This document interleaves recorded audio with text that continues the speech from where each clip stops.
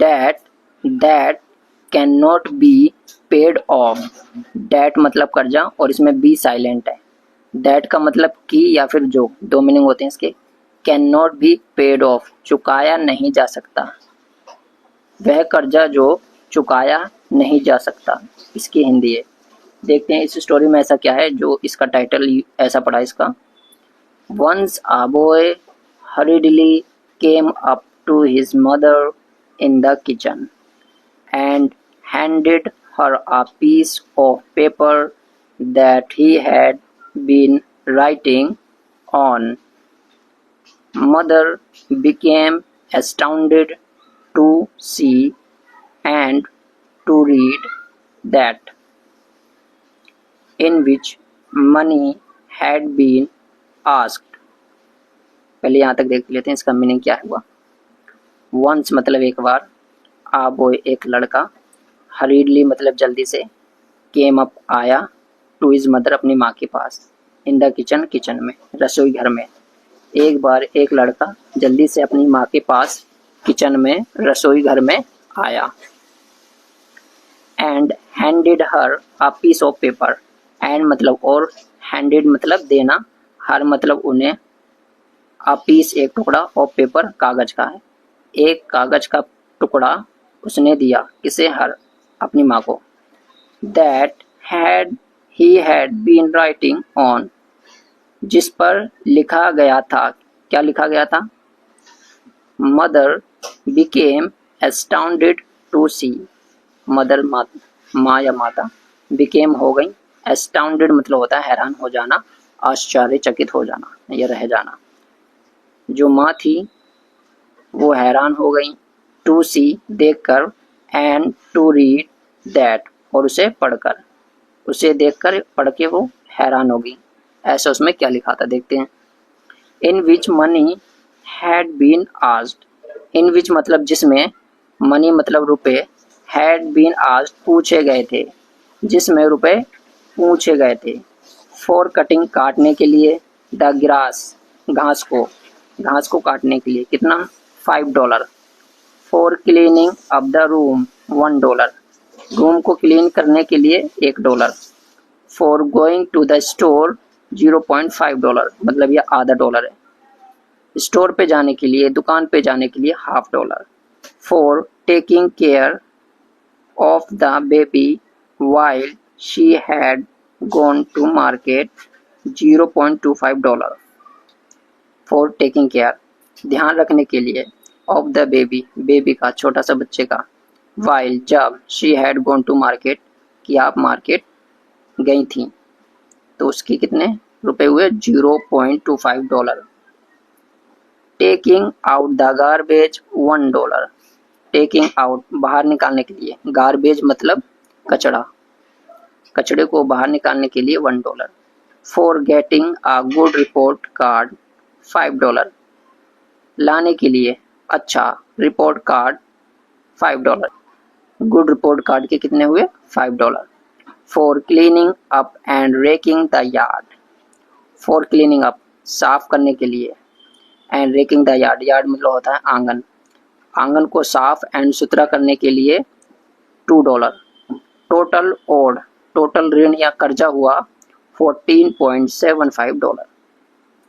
जो लड़का था वो अपनी माँ के पास जल्दी से आया और उसने एक कागज का टुकड़ा अपनी माँ को दिया, और उसकी माँ ने जब देखा तो वो हैरान रह गई उसको पढ़ के, जिसमें लिखा हुआ था कि घास को काटने के लिए $5, रूम को साफ रखने के लिए $1, दुकान जाने के लिए $0.50 और बेबी का ध्यान रखने के लिए $0.50 लगभग, और कूड़ा करकट निकालने के लिए $1 और कूड़ा करकट निकालने के लिए $1 और आंगन को साफ एंड सुथरा रखने के लिए $2 और जो रिपोर्ट कार्ड में अच्छे मार्क्स आए थे उसके लिए $5। तो टोटल मिलाकर जो कर्जा हुआ वो हुआ $14.75। आगे देखते हैं। On the back of the paper she wrote no charge for carrying 9 months in stomach, no charge for treatment and praying all night for you during illness, no charge for weeping your nose, weeping या wiping, no charge for fulfilling your requirements, total cost nil. यहाँ तक देखते हैं इसका meaning क्या हुआ। On the back, पीछे की तरफ या पीछे, ऑफ द पेपर, पेपर के उल्टी तरफ या पीछे, शी रोट, उन्होंने लिखा, किसने, उसकी माँ ने, नो चार्ज, कोई चार्ज नहीं, फॉर कैरिंग, रखने के लिए, 9 months, 9 महीने, इन स्टमक, पेट में।